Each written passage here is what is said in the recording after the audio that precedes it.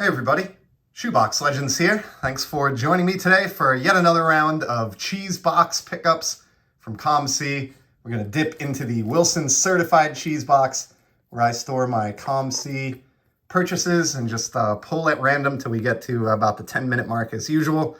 Starting off with a 59 top set need, Marv Grissom. This is a card that I would only buy because I'm building the set. I'm not really a fan of hatless players for the most part. On my baseball cards, but I'm sure this was about 30 to 50 cents, something like that. And we'll fill a slot in that 59 binder. So there's one down there. Next up, we've got an acetate card here.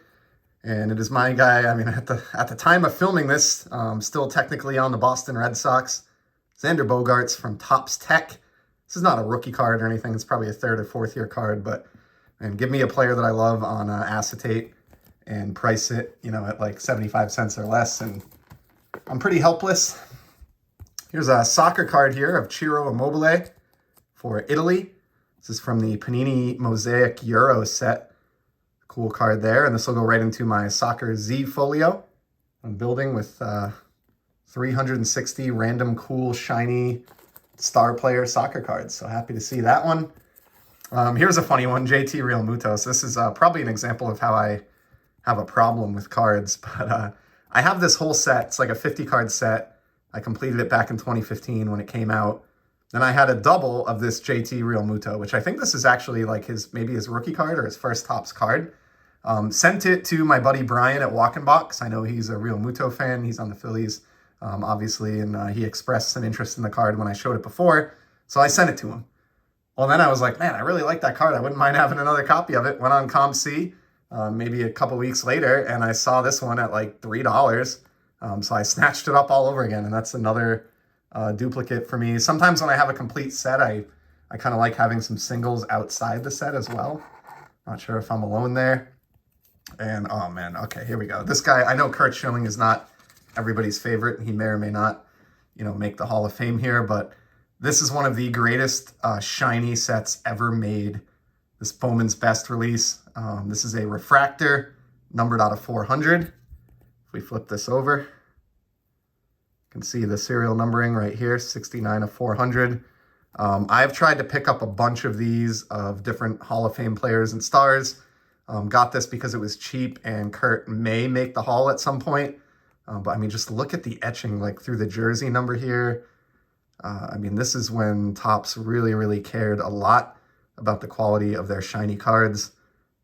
Simply gorgeous. So thrilled to have that one, even though Schilling is maybe not, a player that I'm hugely into collecting, but two really cool shiny baseball cards there back to back.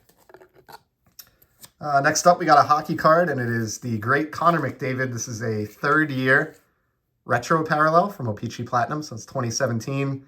Not much to say about this. Chromium finish, third-year card, greatest player on the planet, continues to school everybody in the league. Was a cheap pickup there. That'll just go into a Z folio at some point. Let's go into the oversized section and get some vintage here. 1955 Topps Bob Klein with that awesome Washington Nationals logo, the Capitol building there, and the big W. Love it. Just a really, really cool painting. The more I see of this set, the more I love it. Decided long ago to try to complete it. I think I'm getting in around the 40% or so mark. I'll have to see where I'm at when I add that Bob Klein, but I think I'm right around 40% complete on that 55 Topps set. So lifelong pursuit there, but happy to add another one. Here's a cool Allure, the first ever Allure set in 2019. It's a Red Rainbow Artemi Panarin, the bread man, one of the best setup men in the league. I'm not sure why this guy doesn't get more hobby love. He's like consistently at the top of the scoring charts every year. But he did start his career in the NHL a little bit later, having played in Russia before coming over here. But I love the die cut. Shout out to my buddy Peeps, who I know is a big die cut fan. But I love the red to go with the New York Rangers here too. I think New York Rangers cards in red or blue look just spectacular. So, and again, this was like, Allure was, at least for a long time, was so cheap. I think this was like a 45-cent pickup. No brainer there. Oh, next up, we got a basketball card, and this one I've talked quite a bit about with some hobby friends recently. I am a basketball novice for sure. I am in no way, and don't pretend to be a basketball card expert in any way. But that being said, this photograph on this Upper Deck Michael Jordan from 1992 is probably, arguably, my favorite photo on any basketball card at Madison Square Garden. The way the light is coming out from behind his arm and the ball, like he just looks like godlike here. Simply fantastic. I know it's just a base card, but I want to get a few of these into my little Basketball Z folio that I have, just because it is one of the greatest photos ever to appear on a basketball card. And at the time I bought that, you could still get them for like $1 raw. I don't know if that's still the case. Check out this awesome Wade Boggs. Shout out to John, Wade Boggs fan. I got this because it's team color matching. So this is from Allen and Ginter Chrome. They chose to picture him with the Rays, Tampa Bay, instead of like Boston or New York. But I actually love that because like I've got a million Wade Boggs cards with the Red Sox and the Yankees, but I don't have a lot of cool ones with the Rays. And so I got this green refractor, which just really nicely matches like the Tampa Bay Rays motif or the jersey and logo there that he's rocking. So just a off the beaten path card of the Chicken Man here. I doubt you've seen this one on many other channels. I'm sure his Rays cards are probably generally detested, but numbered out of 99, that green there. And we're gonna put Rays Boggs up in the background there. I don't care what anyone says. That is a cool card right there. Dude could contact hit like nobody else.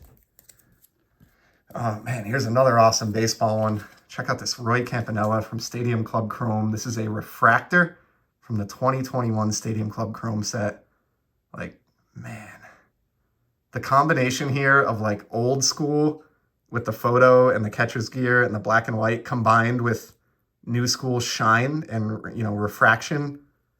It's right up my alley. Like this, you know, I don't know if many people are into collecting the newer cards of the Hall of Famers. I know the playing era stuff is certainly preferred, and it is for me too, but I mean, I'll take a Roy Campanella card that looks like this any day of the week. Super happy to grab that one. And if I remember, I got a real steal on that. It was like $1.25 or something, which for a Stadium Club Chrome refractor is pretty awesome. Here's a Canvas Leon Draisaitl from 2016.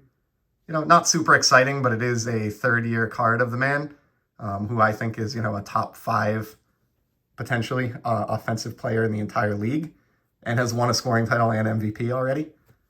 It's a cool insert card there. We'll pull a couple more here. We're at the 7-8 minute mark.